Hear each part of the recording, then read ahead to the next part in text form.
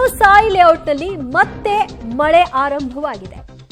ಮತ್ತೆ ಸಮಸ್ಯೆಗಳಲ್ಲಿ ಜನ ಮುಳುಗಬೇಕಾಗಿದೆ. ಮಳೆಯಿಂದಾಗಿ ಮತ್ತೆ ರಸ್ತೆಗಳು ತುಂಬಿ ಹರಿತಿವೆ. ಸಾಯಿ ಲೇಔಟ್ ಜನರಿಗೆ ಟೆನ್ಷನ್.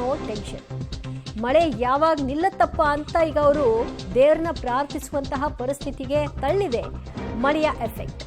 ಮಳೆಯಿಂದಾಗಿ ರಸ್ತೆಗಳಲ್ಲಿ ನೀರು ನೋಡಿ, ಆ ರಸ್ತೆಗಳ ಸ್ಥಿತಿ ಹೇಗಿದೆ ಅಂತ ಈಗ ಜನರನ್ನ ಸ್ಥಳಾಂತರ ಕೂಡ ಮಾಡಲಾಗ್ತಾ ಇದೆ.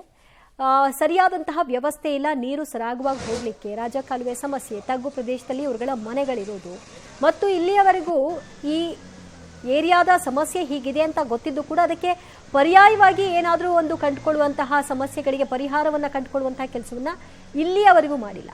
ಹೀಗಾಗಿ ಜನ ಹಿಡಿ ಶಾಪ ಹಾಕ್ತಾ ಇದ್ದಾರೆ. ಮತ್ತೆ ಈಗ ಮಳೆ ಬೇರೆ ಆರಂಭ ಆಗಿದೆ. ಈಗ ನಿನ್ನೆ ಸುರಿದಂತಹ ಮಳೆ ನೀರೇ ಅಲ್ಲಿ ತುಂಬಿಕೊಂಡ್ಬಿಟ್ಟಿದೆ. ಅದೇ ಇನ್ನೂ ಹೊರಗೆ ಹೋಗಿಲ್ಲ. ಅದರ ಮೇಲಿಂದ ಮೇಲೆ ಮತ್ತೆ ಮಳೆ ಆಗ್ತಾ ಇದ್ದಾಗ ಆ ನೀರು ಎಲ್ಲಿ ಹೋಗುತ್ತೆ? ಸಾಮಾನ್ಯವಾಗಿ ತಗ್ಗು ಪ್ರದೇಶದಲ್ಲಿರುವಂತಹ ಆ ಮನೆ ಒಳಗೆ ಹೋಗಬೇಕಷ್ಟೆ. ಅದೊಂದು ಬಾಕಿ ಉಳ್ಕೊಂಡಿದೆ. ಕೆಲವು ಮನೆಗಳಿಗೆ ಈಗಾಗಲೇ ನೀರು ನುಗ್ಗಿತ್ತು. ಕೆಲವರು ರಸ್ತೆಯಲ್ಲಿ ನೀರು ನಿಂತಿದ್ರಿಂದ ಕೆಲಸಕ್ಕೆ ಹೋಗೋಕ್ಕಾಗ್ತಿರಲಿಲ್ಲ.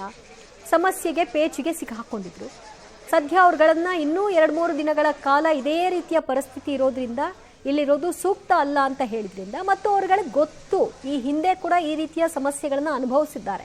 ಆ ಕಾರಣಕ್ಕಾಗಿ ಅವರೇ ಇದಕ್ಕೆ ಒಪ್ಪಿಕೊಂಡು ಅಲ್ಲಿಂದ ಸ್ಥಳಾಂತರ ಆಗ್ತಾ ಇದ್ದಾರೆ. ಇನ್ನೂ 2-3 ದಿನಗಳ ಕಾಲ ಯಾವ ರೀತಿಯ ಯಾವ ಪರಿಪ್ರಮಾಣದಲ್ಲಿ ಮಳೆ ಬೀಳುತ್ತೋ ಗೊತ್ತಿಲ್ಲ. ಒಟ್ಟಿನಲ್ಲಿ ಸಾಯಿ ಲೇಔಟ್ನ ಚಿತ್ರಣ ಈ ಕಳೆದ 2-3 ವರ್ಷಗಳ ಮಳೆಗಿಂತ ಕಂಪೇರ್ ಮಾಡಿದ್ರೆ ಈಗ ನಿನ್ನೆ ರಾತ್ರಿ ಸುರಿದಿರುವಂತಹ ಮಳೆ, ಒಂದು ಮಳೆನೇ ದೊಡ್ಡ ಮಟ್ಟಿಗಿನ ಸಮಸ್ಯೆಯನ್ನು ತಂದಿಟ್ಟಿದೆ ಅಂದರೂ ಕೂಡ ತಪ್ಪಾಗಲ್ಲ. ಅಷ್ಟೆತ್ತರಕ್ಕೆ ನೀರು ಆವರಿಸಿದೆ. ವಾಹನಗಳ ಓಡಾಟ ಅಂತೂ ಸಾಧ್ಯವೇ ಇಲ್ಲ. ಬೋಟ್ ಅಷ್ಟೇ ಓಡಾಡಬೇಕು. ಮತ್ತು ಜನರು ಯಾರು ಕೂಡ ಅಲ್ಲಿಗ ಸದ್ಯ ಕೆಲ ದಿನಗಳ ಕಾಲ ಈ ನೀರು ಹೋಗೋವರೆಗೂ ಕೂಡ ಅವ್ರುಗಳಲ್ಲಿ ಇರಲಿಕ್ಕೆ ವಾಸಕ್ಕೆ ಯೋಗ್ಯ ಇಲ್ಲ. ಬೆಂಗಳೂರಿನಲ್ಲಿ ಮಳೆ ಬಂದಾಗ ಸಮಸ್ಯೆ ಆಗತ್ತೆ, ಈ ರೀತಿ ಸಮಸ್ಯೆ ಆಗೋದಿಲ್ಲ ಅಂತ ಹೇಳೋಕ್ ಸಾಧ್ಯ ಇಲ್ಲ. ಸಣ್ಣ ಪುಟ್ಟ ಸಮಸ್ಯೆ ಆಗಬಹುದು, ಆದರೆ ದೊಡ್ಡ ನಗರದ ಕೆಲವು ಭಾಗಗಳಲ್ಲಿ ಸಮಸ್ಯೆ ಸಹಜ. ಆನೇಕಲ್ನಲ್ಲಿ ಸಚಿವ ದಿನೇಶ್ ಗುಂಡೂರಾವ್ ಅವರ ಹೇಳಿಕೆ ಇದು.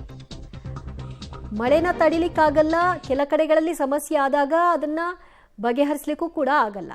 ಆದರೆ ಅದನ್ನೇ ಬಂಡವಾಳ ಮಾಡ್ಕೊಂಡು ಹೇಳಿಕೆ ಕೊಡೋದು ಎಷ್ಟು ಸೂಕ್ತ? ನೋಡಿ, ಮಳೆ ಬಂದಾಗ ಈ ಸಮಸ್ಯೆಗಳು ಅದು ಬೆಂಗಳೂರು ದೊಡ್ಡ ನಗರ ಮತ್ತು ಕೆಲವು ಭಾಗಗಳಲ್ಲಿ ಆಗ್ತದೆ, ಆಯಿತಾ. ಆಗದೇ ಇಲ್ಲ ಅಂತ ಹೇಳೋಕ್ಕಾಗೋದಿಲ್ಲ. ಮತ್ತು ಅದಕ್ಕೆ ನಾವು ಸ್ಪಂದಿಸಿ ಸರಿಪಡಿಸುವಂಥ ಕೆಲಸ ಮಾಡಬೇಕಾಗ್ತದೆ. ಖಂಡಿತ ಯಾವುದೇ ಟೀಕೆ ಇದ್ದರೆ ಟೀಕೆನ ಸ್ವೀಕಾರ ಮಾಡಬೇಕು. ಯಾಕಂದರೆ ಆಡಳಿತ ಮಾಡ್ತಾ ಇರೋರು ನಾವು ಆ ಟೀಕೆಗಳ ಸ್ವೀಕಾರ ಮಾಡಿಕೊಂಡು ಅದನ್ನು ಸರಿಪಡಿಸುವಂಥ ಕೆಲಸ ನಾವು ಮಾಡ್ತೀವಿ. ಈಗ ಈ BBMP ಮುಖಾಂತರ ಮತ್ತು ಬೇರೆ ಬೇರೆ ಇಲಾಖೆಗಳ ಮುಖಾಂತರ ಎಲ್ಲೆಲ್ಲಿ ಆ ಥರ ಫ್ಲಡ್ ಆಗಿದೆ ಅಲ್ಲೂ ಯಾವುದೇ ಕಾರಣ ಎಲ್ಲ ಹುಡುಕಿ ಮುಂದೆ ಆಗದೆ ಇರ್ತಾರೆ ಒಂದು ವ್ಯವಸ್ಥೆಗಳು ಮಾಡ್ತಾರೆ. ನೋಡಿ, BJP ಅವ್ರ ಆಡಳಿತ ಈಗ ಮೊನ್ನೆವರೆಗೂ ಇತ್ತು, ಆಯಿತಾ. ಮತ್ತು ಅವರಿದ್ದಾಗ ಈ ಥರ ಏನಾಗಿರಲಿಲ್ವಾ? ಅವರಿದ್ದಾಗಲೂ ಆಗಿತ್ತು.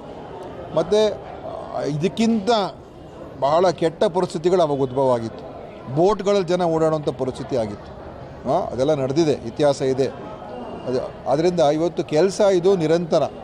ಬೆಂಗಳೂರಿನ ಬೆಳವಣಿಗೆ ಭಾಳ ವೇಗವಾದಂಥ ಬೆಳವಣಿಗೆ.